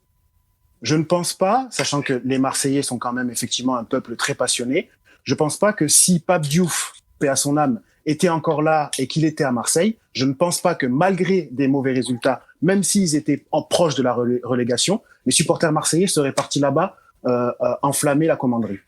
Ça déjà, c'est ma première pensée que j'ai, parce que je pense qu'en fait, le dialogue a été rompu avec les supporters, mais et effectivement, comme vous l'avez dit tout à l'heure, il n'y a pas qu'à Marseille. À Saint-Étienne, il y a des problèmes avec les supporters. Je me souviens très bien aussi de Lens. À un moment donné, c'était chaud, très chaud. Voilà. Maintenant, les supporters, et ils ont raison quelque part, parce que en Allemagne, en Angleterre, dans les grands pays, même en Espagne, le supporter est au cœur du club. Il en fait partie. Les socios à Barcelone, c'est eux qui votent. À Madrid, c'est pareil. Donc, en fait, les supporters sont au centre du club. Et c'est les supporters. Il n'y a pas de foot sans supporters. Et j'ai l'impression que, malheureusement, en ce moment, avec le foot business aussi, malheureusement, on se rend compte que on oublie le supporter. Le supporter, il est à la base du club. C'est lui qui se déplace, justement. C'est lui qui pose des congés maladie en disant qu'il est malade. Et en fait, il va très bien et pour aller supporter son équipe. C'est lui qui met. Voilà, c'est ça. Donc tout ça, c'est de la passion. Après, voilà, il faut pas se tirer une balle dans le pied non plus. C'est vrai. C'est vrai que c'est des images qui sont choquantes. Faut pas, l'image, on est dans un monde d'images et les images, quand elles passent à la télé, ça peut choquer certaines personnes. Et donc effectivement, de suite, si on connaît pas le foot, si on sait pas comment ça se passe, de suite tirer des conclusions hâtives, comme Monsieur Garetier a fait, alors qu'en fait, voilà, c'était non avenu, fallait pas du tout parler comme ça et c'était ridicule. Mais c'est pas prendre en compte justement tout ce que peuvent sacrifier les supporters pour l'amour de leur club. Mais c'est même ça. Tu parlais justement des images. Il y a quand même, alors pas une manipulation des images, mais il y a toute une mise en scenne. Justement, je voulais en venir. Incroyable. Voilà, je voulais en venir. En fait, ce qui se passe, c'est que je pense que Jacques-Henri Hérault a fait. Pourtant, moi, je pensais que c'était quelqu'un qui était diplômé, etc., qui était quand même assez, qui pouvait se mettre du moins dans un contexte, savoir quel était le contexte marseillais dans lequel il mettait les pieds, mais on dirait que pas du tout, et on dirait que de plus en plus il s'enfonce. Donc déjà, ça avait commencé avec les PowerPoint, tout le monde était choqué. Bon, voilà, il était là, c'était un peu une présentation de VRP un peu bizarre. Bon, allez, on a dit c'est pas grave, il est comme ça, on s'en fout. Là, il y a des déclarations récentes, effectivement. Il y a trop de Marseillais dans le club. Ça, tu peux pas dire ça à Marseille. C'est pas possible. même moi qui suis pas président de club, je ne pourrais pas venir et dire il y a trop de Marseillais à Marseille. Enfin, je veux dire, qui fait ça? On marche sur la tête. Exactement. Marseille, c'est un club vraiment particulier. Quand on va à Marseille, on voit des terrains de foot partout, dans toute la ville. Marseille, c'est une ville de foot. La ville vit pour ça. Et ensuite, dernièrement, quand il va à Téléfoot et qu'il dit que il y a deux OM qui s'opposent, pardon, son OM, l'OM victorieux, pas son OM, mais en gros, l'OM des victoires et l'OM des magouilles. Et l'OM des magouilles, l'OM des, non. Lucas, ton avis, là.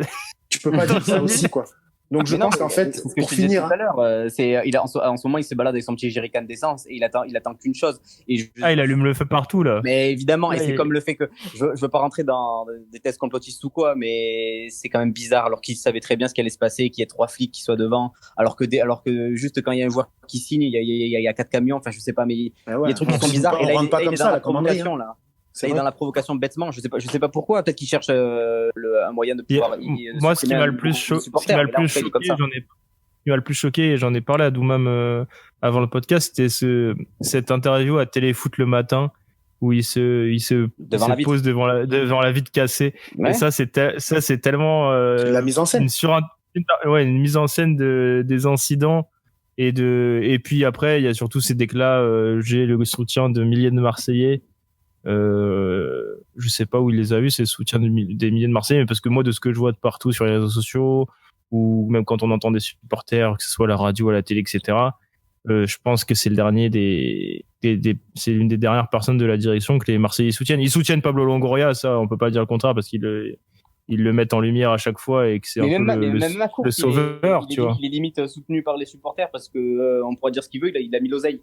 Il est pas là. Il a fait confiance. C'est qu'il a fait confiance à lui et à Rudy Garcia pour le mercato et Zubizarreta, qu'au final, on voit que c'est des mauvais choix. Quand on voit ce que fait Longoria en 6 mois, ça n'a rien à voir, par exemple. C'est ça, en fait. C'est aussi ça, je pense que les Marseillais aussi le font payer actuellement. C'est que il y a peut-être des promesses qui n'ont pas été tenues. On a parlé d'un projet Dortmund, Champions Project. Je pense que les Marseillais, en fait, le Marseillais, il faut lui dire les choses. Si ça va, si t'arrives et tu lui dis, bon, ben, ça va être compliqué, on va essayer de faire tout ce qu'on peut pour y arriver. Et après, bon, ben, le Marseillais, il est quand même très, très exigeant avec son équipe, quoi. Il faut absolument que ça joue bien, que ça marque et que ça gagne des matchs. Et que en Coupe d'Europe aussi, le passage en Coupe d'Europe aussi a fait très mal à l'OM. Même si, il y a eu une Europa League, un parcours super. Au final, tu perds en finale, donc c'est pas la première fois que l'OM perd en finale en Coupe d'Europe. Donc il y a toutes ces frustrations-là depuis que Hérault est arrivé. Même si en soi, si tu regardes sur le papier, les résultats sont pas terribles, hein. C'est pas non plus quelque chose c'est plutôt, bon, je dirais limite que c'est plutôt positif. Mais mais c'est pour ça que c'est pas une histoire de résultat. C'est ça. Je pense que c'est toute une question d'image déjà, de messages passés qui ont mal été interprétés. Et maintenant, les supporters ne le supportent plus et surtout lui, je pense. Et donc forcément, on a cette vague de protestation. Moi, je pense qu'il faut prendre comme ça. C'est vraiment une vraie vague de protestation. Il y a que si on n'est pas allé à Marseille qu'on peut pas savoir que à Marseille, ça devait arriver. Il paraît qu'il y a des banderoles dans toute la ville où ça fait que l'insulter. Et après, il s'étonne. Oui, normalement, à la commanderie, tu dois mettre un service de sécurité de fou tous les jours parce que tu sais qu'en ce moment, c'est chaud. Et ça que je comprends pas aussi, effectivement. Pas tomber dans le complot, mais on peut se poser des questions quand même. Ça a énervé Doumam aussi. Tout le monde est énervé, là. C'est Adil Rami qui l'a dit, en plus. Adil Rami l'a dit. Il a dit, ouais, comment ça se fait? Voilà, c'est vrai qu'on peut... Tout le monde est énervé, sauf Leandro. Leandro, je te sens... Ah, Leandro, là, il a une bonne nouvelle, d'ailleurs, pour Lucas, puisque c'est bon, Radonjic, c'est officiel à l'Hertha Berlin, 12 millions d'options d'achat. Et voilà, du coup, j'étais en train de faire ça. C'est Leandro Di Marzio, là.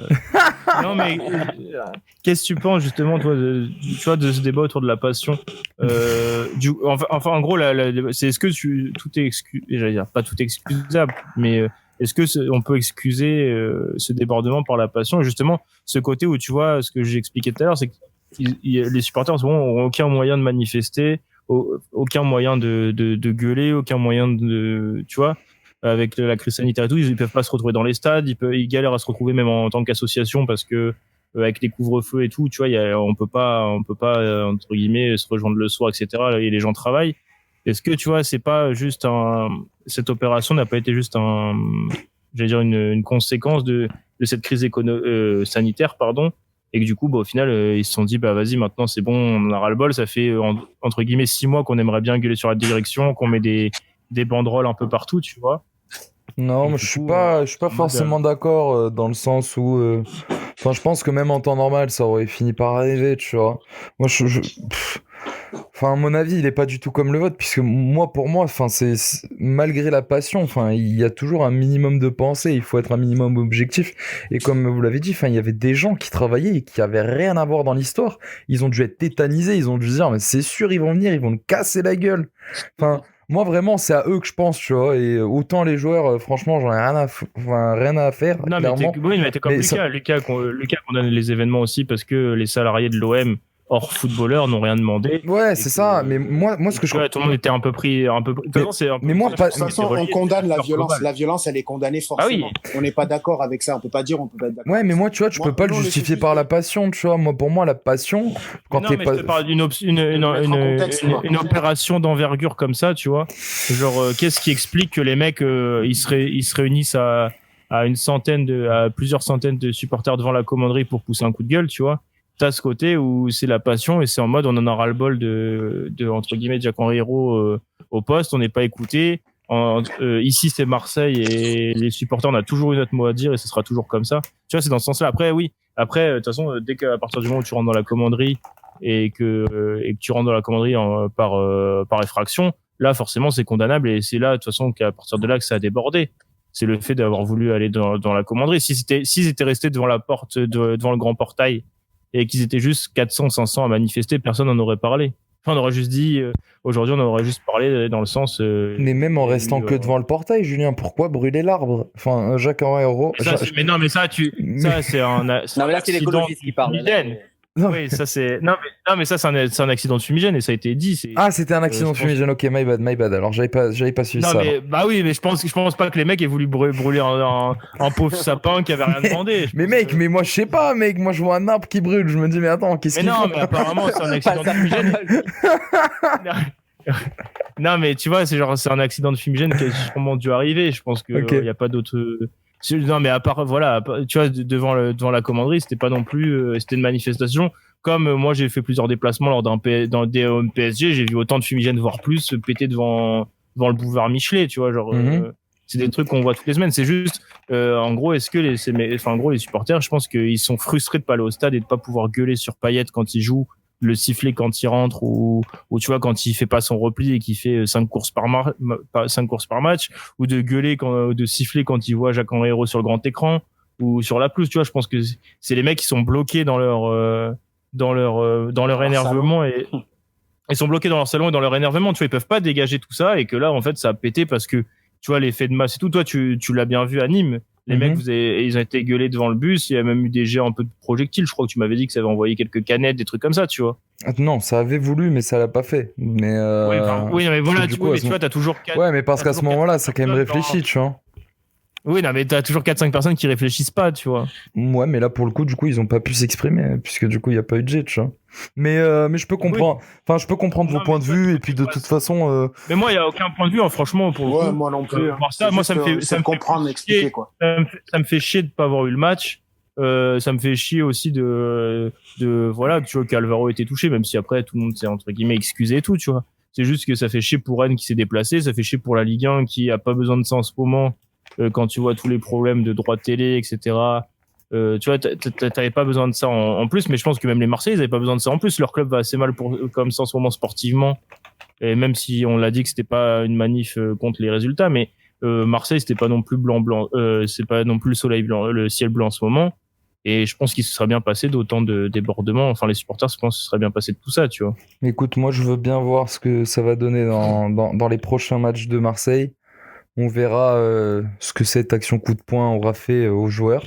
Puis on en reparlera, je pense, certainement la semaine prochaine. D'ailleurs, est-ce que il y a justement il y a des bruits sur cette semaine, Lucas, auprès des supporters? Est-ce que le ras-le-bol va continuer? Est-ce qu'il va y avoir à l'inverse un peu de soutien avant le classique? Est-ce qu'il y a...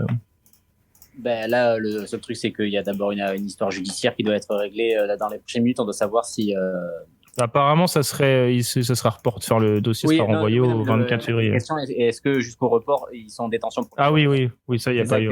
Parce qu'il y a des gamins et tout, a priori, qui sont en pleurs, qui ne s'attendaient pas tellement à passer. À autant de choses, oui. Ouais. Et puis en plus, médiatiquement, t'es mis en avant. Et non, la cassure, pour le moment, elle est encore totale, puisque de toute façon, Jacques Henriot et les groupes de supporters n'ont pas prévu de se revoir.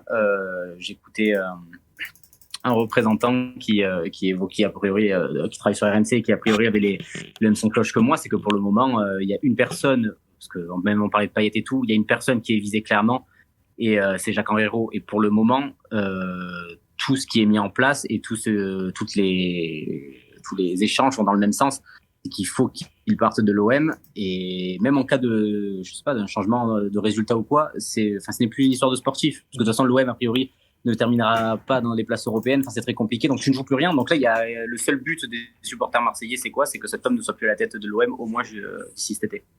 Après, peut-être pour en finir avec le débat, moi je sais pas sportivement ou je sais pas avec tout ce qui s'est passé autour de l'OM sur la vente ou pas, mais là quand même avec Radonjic là qui va être prêté à Hertha Berlin, prêté avec option d'achat, bon je sais pas combien, mais 12 millions. 12 millions 500 000. Est-ce qu'il en avait besoin de faire partir Radonjic là à ce moment-là? Ça ressemble quand même à un club, on laisse partir, on fait partir un peu tout le monde. Comme tu as dit tout à l'heure, beaucoup de personnes en fin de contrat à la fin de l'année. C'est un peu, on vide la maison, on vend tout ce qu'on peut et après on attend que justement un mec vienne et rachète tout, quoi. Ça ressemble beaucoup à ça. Ça ressemble à la Brune aussi à l'époque. Moi, ça me rappelle ça. La Brune qui vendait tout le monde à tire-larigot juste avant que ce soit vendu. Donc, qu'est-ce que t'en penses de ça? Moi, c'est ce qui se disait depuis ce qui se dit depuis des mois à Marseille et qui a été confirmé de vive voix par André Villas-Boas, c'est que cet été il y a un nouveau projet qui démarre et que il se fera avec très peu de personnes qui sont actuellement au club, dont l'entraîneur qui du coup ne sera plus là, dont certains cadres comme Thauvin, tous les joueurs en fin de contrat partent, et tous ceux qui recevront une offre à peu près raisonnable partiront. Donc je sais pas exactement vers quoi on se dirige. A priori, ce serait quasiment les pleins pouvoirs pour Longoria. Je pense qu'il va devoir constituer une équipe et un entraîneur. Avec 10 millions de budget, il va devoir recruter 20 joueurs, le pauvre. Et lui, il est possible. Non, il est capable. Mais de toute façon, l'OM, il y aura des sous, surtout si tu vends 4-5 joueurs. Puis de toute façon, tu risques quoi? Plus t'endetter. Ils sont, je sais. Vu comme ça, j'aimerais pas être ta banque. mais c'est comme ça qu'est géré le club, tu le sais, parce que quand l'OM est en dette, c'est en dette par rapport au fair play financier. La Cour comble toujours les dettes. L'OM n'est pas en position d'être en liquidation judiciaire. C'est ce que je veux te dire. Oui, je sais. Oui. Donc juste pour ça, te dire, tu vas pas jouer de Coupe d'Europe ou quoi. Donc moi, si demain on m'explique que on remplace Jacques Henriot par quelqu'un d'autre, éventuellement qui connaît un peu le ballon, qu'on te donne les pleins pouvoirs à Longoria et que tu gardes juste, je sais pas, les Pape Gay, les Bouba Camara, tous ceux qui sont un peu jeunes et qui montrent au moins qu'ils ont le niveau, quoi. Sur cette saison, ils sont 2-3. Franchement, honnêtement, et c'est pour ça c'est ce que je disais à Leandro, est-ce que réellement ça me fait peur? Moi, ça me fait pas peur, parce que de toute façon, sportivement, c'est pas comme si je faisais une croix sur des années de Ligue des Champions ou que j'allais les voir partir Messi ou quoi. Moi, je trouve que c'est la première bonne idée qu'aurait Jacques Henriot. C'est il y a un premier projet qui n'a pas marché. Il y a a priori un directeur sportif qui est un peu compétent. Il y a quand même quelques joueurs à l'OM qui ont un bon niveau et d'autres qui en ont un moyen, mais tu peux te débrouiller pour augmenter leur valeur marchande d'ici la fin de la saison. Tu te sépares des mauvais, tu gardes les bons, tu construis autour. Et si tu prends un coach qui a des idées de jeu ou quoi, est-ce que franchement, aujourd'hui, ce serait pas la meilleure chose à faire pour l'OM? Moi, je pense que si. Moi, une fois de plus, je suis pas d'accord avec toi. Tu verras. Laisse-les partir les cadres. Tu verras des Boubacar Kamara, etc. S'ils vont pas se retrouver l'an prochain en première ligue, on en reparlera, je pense. Mais on verra. Donc tu penses que l'OM sera... Regarde le classement et dis-moi si tu penses que l'OM sera plus bas qu'à la place à laquelle il est en ce moment.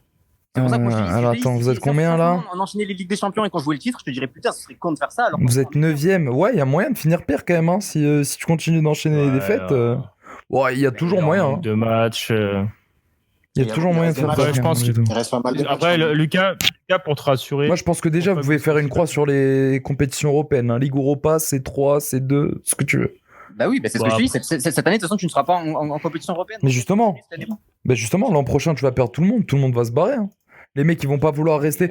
Des mecs comme Boubacar Kamara, tout ce qui est star, etc. Tous les mecs qui ont de l'avenir et qui ont été formés au club, quand ils vont voir qu'il y aura plus personne, qu'ils vont se retrouver avec un maigre caché pour aller chercher des mecs, tu vas aller te retrouver encore avec des gars de Ligue 2, des trucs comme ça qui vont débarquer à l'OM, ils vont pas rester. Et je peux mettre ma main à couper que ces mecs ils resteront pas. On verra, on en reparlera l'an prochain. J'espère pour vous que oui. Mais...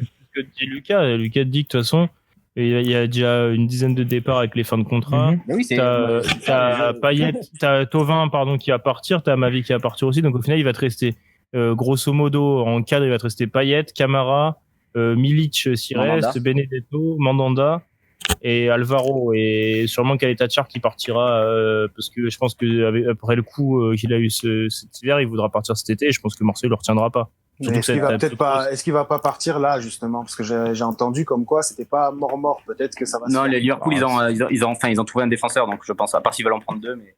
Ah, ok. Non, mais après, tu vois, grosso modo, même qui porte là ou pas, ce que je veux dire, c'est que ça va être ta plus grande valeur marchande. Admettons que l'homme veut garder Camara parce que c'est ton joueur formé au club, tu vois. Mais déjà, t'auras plus grand monde déjà dans le club. Donc, ce que dit Lucas, c'est qu'en gros, qu'il y en ait un ou deux qui partent en plus, genre par exemple le Caleta-Char, Sakai et tout. Je pense pas que l'OM, de toute façon, ils vont devoir tout reconstruire parce que les fins de contrat ont été faites en sorte qu'ils allaient pas prolonger. Tu vois, donc au final, t'arrives dans une situation où qui est attendue. Au final, niveau salaire, ça te fera peut-être pas forcément de mal selon certains salaires. Tu vois, par exemple, Thauvin qui part, etc. Alors qu'on lui avait proposé une prolongation de contrat un peu plus haute, ça l'a pas intéressé. Donc au final, Marseille était déjà dans cette situation de grosses vagues de départ et de reconstruction. Mais là, de toute façon, même ces dernières semaines, même là, il y a Radonjic qui part encore, il y a même des jeunes, on essaie de forcer un peu à partir. Enfin, c'est le plan de l'OM, c'est même pas un truc qu'on subit, hein. Si au moins c'est quelque chose de contrôlé, c'est peut-être rassurant. Si derrière honnêtement, regardez le niveau de l'OM, le niveau de la Ligue 1, pardon. L'OM peut largement constituer une équipe capable de jouer le top 5. En gardant juste quelques éléments et juste en piquant, je dis n'importe quoi. La semaine dernière, on parlait de Farid Boulaya. Cette semaine, ils étaient sur Adid-Blas ou quoi. Je te dis n'importe quoi. Il y a même plein d'autres joueurs. Si tu prends quelques non, mais t'as Louza, Blas, etc. qui comptent. Bah oui, je veux dire, honnêtement, tu peux en picorant à droite à gauche. Honnêtement, regarde ces dernières années avec une équipe en bois, les résultats que tu arrives à faire. Je suis pas trop inquiet. Enfin, je pense pas que ça puisse être pire, sachant que déjà cette saison, même là, on disait 9e, mais 9e, s'il y a les joueurs, psychologiquement. S'ils remettent un pied devant l'autre et ça remonte très vite au classement, ça repart à la 6e place qui est détenue par Metz, par exemple. Mais comment tu veux que, après, je suis pas devin, mais comment tu veux que ces gens-là, sachant que même le coach vient de dire, et c'était avant les incidents, qui partait à la fin de la saison. C'est pour ça que je te dis que moi, je ne crains plus rien. Qu'est-ce que tu veux qui arrive? On est sûr de rester en Ligue 1. C'est le seul truc qui est sûr. On est sûr de rester en Ligue 1 et on est sûr que tout le monde part à la fin. Je ne crains rien. Donc, du coup, on est quasiment sûr qu'ils jouent rien, les joueurs. Ils ont même pas l'ambition de se dire, allez, putain, on va aller chercher la Coupe d'Europe. Même eux, ils y croient plus. Allez, on va faire plaisir au coach. Ils se cassent dans 2 semaines. Mais tu vois, pour finir avec l'OM, j'avais trouvé pourtant au début de saison, alors vraiment au début, hein, quand tout allait bien, justement, que Hérault avait un peu à la manière d'Olas, tu vois, délaissé le sportif, qui parlait beaucoup moins. En tout cas, tu vois, qu'il faisait moins d'apparitions, il était moins impliqué dans la vie sportive, et je trouvais justement qu'au final, on entendait moins parler justement des critiques et tout. Et puis, tu vois, d'un coup, genre, c'est quoi, octobre, novembre, décembre, il est revenu dans la sphère médiatique à faire des interviews, etc. Tu vois. Mais au début de saison, en soi, il parlait plus trop. T'avais Longoria qui commençait à faire son boulot, qui arrivait, qui a direct été dans le bain. Et moi, je pensais justement que tout allait se tasser, avec Hérault, justement, parce que il avait décidé de se mettre un peu en retrait. Au final, non, tu vois. Bah ouais, mais le problème, c'est encore une fois lui le problème dans le sens où il s'entend pas avec son coach, il s'entend pas avec ses joueurs, il peut même plus gérer les prolongations, il s'entend pas avec les supporters. Enfin, c'est quand même, honnêtement, c'est incroyable et c'est le seul truc qu'on pourra lui dire. Il est incroyable parce qu'il a réussi à être à l'OM en étant détesté de tout le monde. C'est vraiment. C'est ouf. Ouais, je pense qu'on a fait le tour de ce long débat. Super conclusion. Ouais. On a fait le long débat, on va vite passer à autre chose parce que ça fait pas longtemps qu'on est sur le podcast. Doumam, on va parler vite fait du Lorient PSG, là, vite fait. Ouais, ok. Match étrange de la part du PSG. On avait l'impression quand même où dès que le PSG accélérait, ils étaient au-dessus de l'adversaire, et puis au final, ils se sont fait surprendre. C'est pas la première fois qu'on voit ça en Ligue 1. C'est la première défaite de Pochettino, mais on n'a pas l'impression pour l'instant qu'il y a pas grand-chose qui a changé. entre le PSG qu'on a déjà vu précédemment via Tourelle, notamment cette saison avec les difficultés, et là face à Lorient, tu vois, t'as l'ouverture d'Abergel qui vient un peu conclure c'est de la bonne première demi-heure de jeu des Lorientais, je trouvais. Ou Paris, tu vois, par Neymar c'était l'arbre, enfin la lumière au milieu de la forêt, tu vois, qui se démenait un peu. Au final, t'as l'ouverture du score de Lorient qui est pas contre le cours du jeu, puis t'as Enrico qui est catastrophique, t'as Danilo qui est catastrophique, Kimpembe qui est, oh là là, c'est le Kimpembe d'il y a 2 ans, là, quand Paris n'avait plus rien à jouer, qu'il allait à Nantes en tant que capitaine et qui passe à travers. C'est franchement le niveau qu'il a affiché là, comparé au début de saison, c'est abyssal. La différence de niveau est abyssale, j'ai trouvé. Mais malgré tout, t'es à égalité à la mi-temps avec un penalty de Neymar. En deuxième mi-temps, t'as Neymar qui remarque sur penalty, comme quoi Paris arrivait pas à se créer des occasions sauf via des penalties, tu vois. Et alors que tu pensais que la fin de match était tranquille, que tu vois, t'avais Paris qui, au final, t'as ce côté l'attitude où même eux ils sentaient que le match était plié, qu'ils s'amusaient plus qu'autre chose, tu vois, devant les cages. Je sais pas si t'as eu ce sentiment-là. Tout à fait. Au final, bah tu te fais surprendre par une action du Wan-Bissaka qui transperce toute la défense, Kimpembe qui est trop juste sur son tacle et il marque face à Enrico qui avait anticipé un centre puis qui laisse le but grand ouvert. Et là, t'as Paris qui se dit bah merde, faut pas perdre ce match-là, on va repartir à l'attaque. Tu joues la 90e minute, Neymar qui veut jouer un coup franc rapidement et c'est la seule erreur du match qu'il fait, je pense. Et qui va dans la surface, qui perd le ballon, un long ballon aérien là sur Terem Moffi qui résiste au retour de Kimpembe et qui va ajuster Rico, mais d'une manière encore une fois trop facile, quoi. Enfin, je sais pas ce que t'as pensé globalement du match. J'ai fait un résumé, j'essaie d'être rapide et concis, mais j'ai l'impression que c'est un peu ce qu'on voyait, tu vois, sous Tourelle, et qu'on voyait un PSG qui dès qu'il veut accélérer marque, mais en même temps s'ils en ont pas envie, bah ils se retrouvent à perdre un match et perdre la première place alors qu'ils avaient tout pour gagner le match, tu vois. Ben, je suis totalement d'accord avec toi. Le seul problème, c'est que on avait encore la balle de 3-1, quoi. Et t'as plusieurs balles de 3-1, Icardi, je crois bien, Ney, Mbappé. Mbappé qui est retombé dans ses travers, hein, faut en reparler. Exactement, oui, hein, c'est ça qui est. Dès que les équipes sont un peu regroupées en défense et que voilà, ils veulent recommencer des trucs qu'ils maîtrisent pas forcément, alors qu'ils pourraient jouer. Dès qu'ils commencent à jouer simple, bam, ça provoque penalty pour Neymar, etc. Bon. Écoute, je suis d'accord avec toi. On va faire vite sur ce match. Paris, toujours la même chose. Dès que on sent, nous, on le voit à la télé, on sent que les mecs sont au-dessus. J'ai l'impression que eux aussi le sentent. Ah bah oui, c'est sûr qu'ils le sentent. Mais où ils se sentent au-dessus.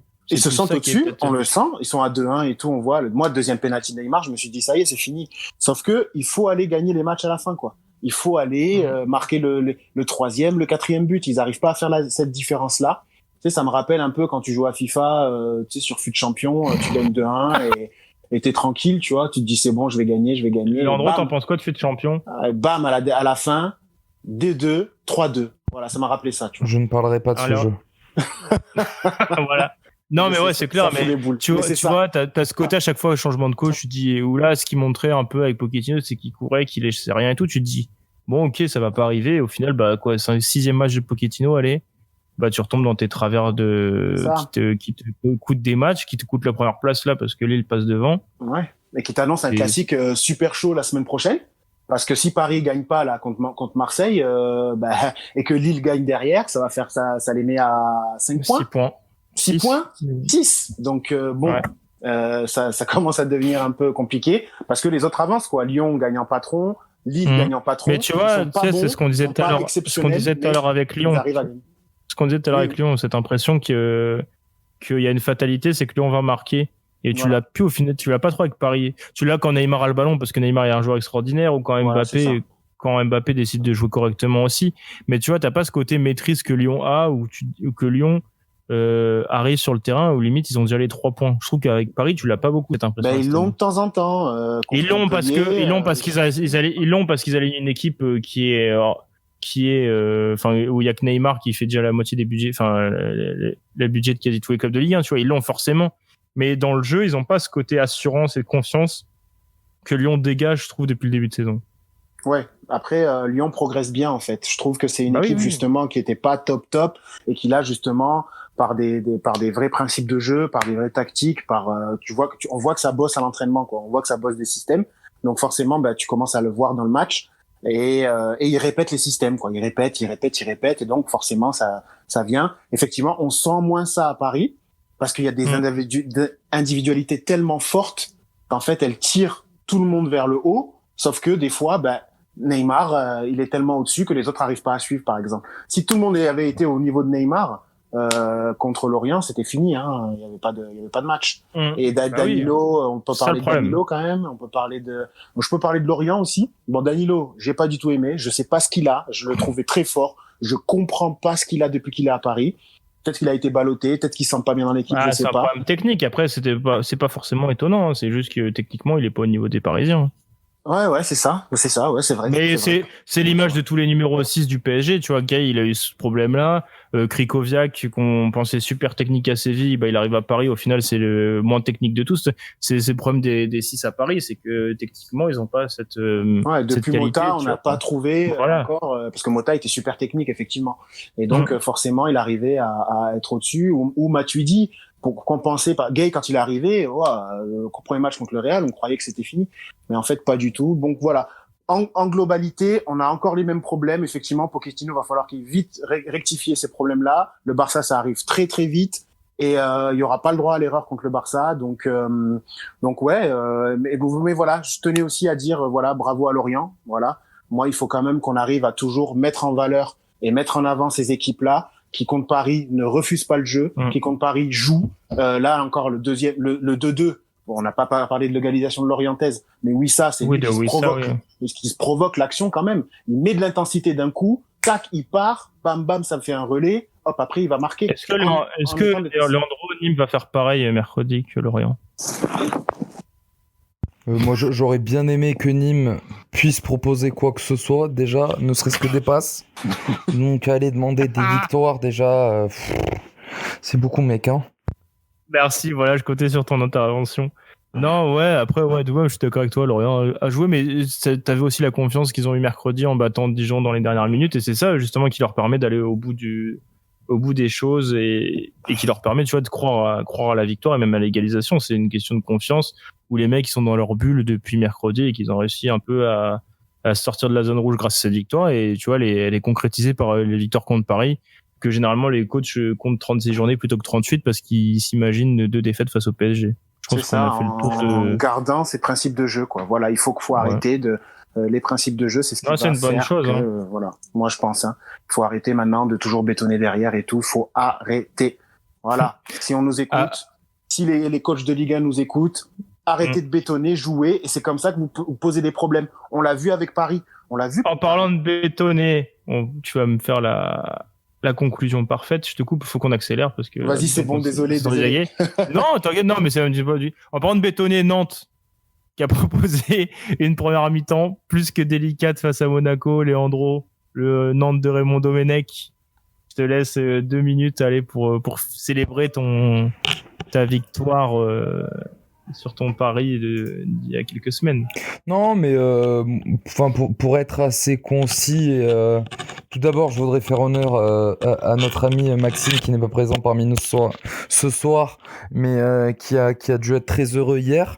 Et, ils se sont fait peur quand même, Monaco. Hein. Ils se sont fait peur. Les 10 dernières minutes, alors que Nantes est réduit. Était à 10, ouais.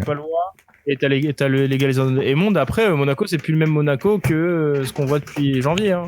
Attention, ils étaient pas bien. Hein. Non, mais oui, ils étaient pas bien, mais tu vois, malgré tout, ça continue sur cette série de victoires. Oui. C'est quand même une 4e place au classement, à seulement 3 points de Paris et à 6 points du coup de la première. Et puis, c'est surtout quand on regarde les premières journées, c'était pas du tout ce qui était attendu, tu vois. Je pense que les Monégasques doivent être très heureux de ce qui se passe actuellement. Et puis Nantes ils ont même des regrets sur leur période un peu moins bien là, décembre, là, début décembre. À la limite, ils ont des regrets parce qu'ils enchaînent quelques défaites. Et sans ces défaites-là, ils seraient Monaco, Lyon, Paris. Mais ils sont quand même pas très loin. Donc au final, tu vois, genre, je pense. Ouais, mais tu dis qu'ils ont eu un passage à vide. Et l'énorme travail de Kovac. Ils ont, c'est la fin. Ils sont quand même à 6 défaites, tu vois. Quand je compare Lille et Lyon qui en ont que 2, Enfin, tu vois, genre. 5, hein, je crois. Ouais, 5 et 3 matchs nuls. Mais non, mais franchement, moi, Nantes, que dire de plus? Écoutez, moi, j'avais donné mon prono. Moi, pour moi, Nantes, malheureusement. On en avait parlé, je crois, après Montpellier. Non, oui, si, après Montpellier. Et que je t'avais dit que Nantes avait monté des belles choses, notamment. Ouais, mais depuis, il n'y a plus rien. Depuis, il n'y a plus rien. Ouais, mais tu vois, genre, tu regardes les 10 dernières minutes. T'as des regrets en disant merde, pourquoi ils ont même pas joué au moins une mi-temps comme ça? Parce qu'ils peuvent pas. Parce qu'ils peuvent pas. Et ils ont un coach un coach, ils ont quelqu'un qui les dirige et qui fait n'importe quoi. C'est pas.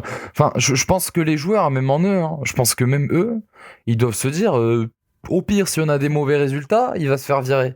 Donc autant qu'ils se barrent. Je pense que les.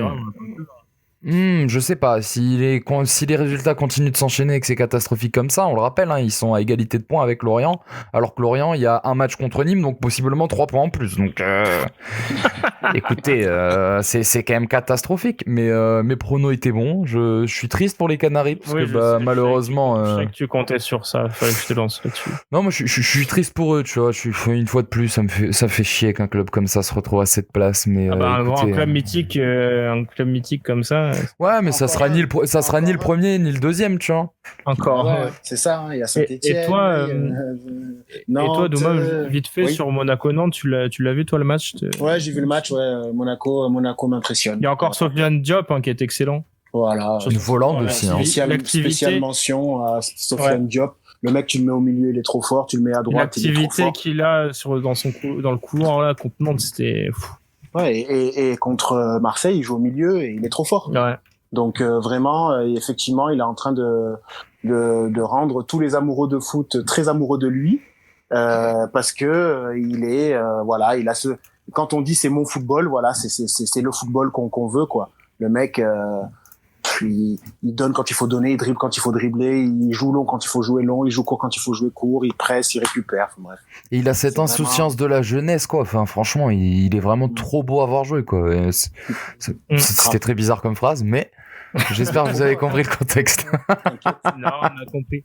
Non, je pense qu'on a fait le tour. Alors du coup, on a accéléré un peu pour cette fin de résultats de Ligue 1, on s'en excuse, mais j'allais dire que le débat de l'OM était tellement... il y avait tellement de choses à dire et tellement... Ouais, large. Je pense que les gens ils comprendront, de toute façon, ça, c'est pas quelque chose qui arrive tous les jours. On va passer vite fait à l'équipe type. Leandro, pas de ni moi. Bah écoute, je crée plus au complot, j'arrête. Pas de Lucado. J'arrête, c'est bon, les cadeaux il est fait sur le terrain, lui. Ouais, c'est ça. Alors, au gardien, Jean-Louis Lec, comme on dit en Corse, qui a été incroyable face à Montpellier, qui sort des parades monstrueuses, et au final il se fait plomber par un super but de Wai, mais comme quoi fallait un exploit pour marquer samedi. Fallait une pépite, fallait un geste de buteur, fallait un geste exceptionnel. Bravo Wai. Continue, prends pas la grosse tête. Voilà. Le petit message, la petite dédicace. D'ailleurs, j'ai vu qu'en plus, tu lui laissais des petits commentaires sur Instagram pour l'encourager. Ouais, non, je lui ai laissé un petit message sur Instagram. Là, on s'est envoyé des petits MP et là, j'espère qu'il va écouter le podcast. La voix de la sagesse. Voilà, pour lui montrer un peu que il a un super potentiel, il fait plaisir, mais voilà, qu'il continue à travailler. Il en rate pas une. Et ensuite, ça va le faire. Il en rate pas une Doumam pour placer ses chouchous. En défense, comme l'a dit tout à l'heure Leandro, Cafou Dubois, deuxième apparition consécutive, un but incroyable cette fois après 2 passes D lors du derby. Que dire de plus sur lui? Rien. Et puis même rien que le fait d'être tweeté par la NASA, ça méritait, je pense, une place dans l'équipe type. Ça arrive pas à grand monde quand même. En défense centrale, Maripane, qui pourrait presque être attaquant en ce moment, tant il marque des buts avec Monaco.